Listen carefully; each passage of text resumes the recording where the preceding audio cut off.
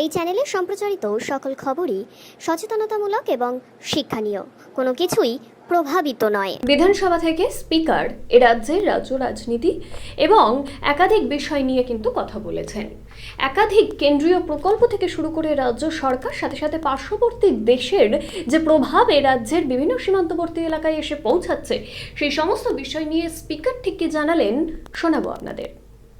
Sir বলছি, আজকে কেন্দ্রীয় মন্ত্রিসভাতে এক দেশ এক আইন, এই এক দেশ এক ভোট, এইটা পাশ হলো, এটাকে আপনি কিভাবে দেখছেন স্যার?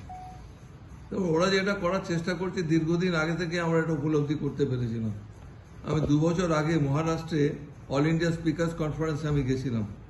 আমাদের লোকসভার স্পিকার ছিলেন, রাজ্যসভার ডেপুটি স্পিকার সেদিন ছিলেন, এবং আমাদের প্রত্যেক অধিবেশনে, স্পিকার্স অধিবেশনে সব আলোচনার পরে একটা করে রেজলিউশন পাস করা হয়, এবং সেদিনও একটা রেজলিউশন ওরা এনেছিলেন। ঠিক এর আদলের এটা পরিষ্কার করে না বললেও ওটা পড়লে পরে বোঝা যায় যে ওয়ান নেশন ওয়ান ভোট। আমি লোকসভা স্পিকারকে বলেছিলাম যে আপনি যে রেজলিউশনটা এনেছেন, এটা তো ইন্ডিকেট করে আপনি ওয়ান নেশন ওয়ান ভোট এই থিওরিটার উপর বেস করে এটা এনেছেন। বলে আপনি আমাকে মিসলিড করছেন, আপনি আমাকে বুঝতে পারছেন না মিস্টার ব্যানার্জি, আমাদের ওই দৃষ্টিভঙ্গি নয়। কিন্তু আমি দেখছি যে আমি সেদিন যেটা আশঙ্কা করেছিলাম সেটাই আজকে বাস্তবায়িত হচ্ছে।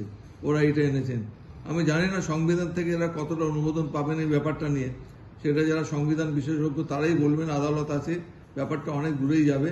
তবে আমাদের ওদের যেই পরিকল্পনা রয়েছে, that was the hidden agenda at that period of time, সেটা আমি উপলব্ধি করতে পেরেছিলাম।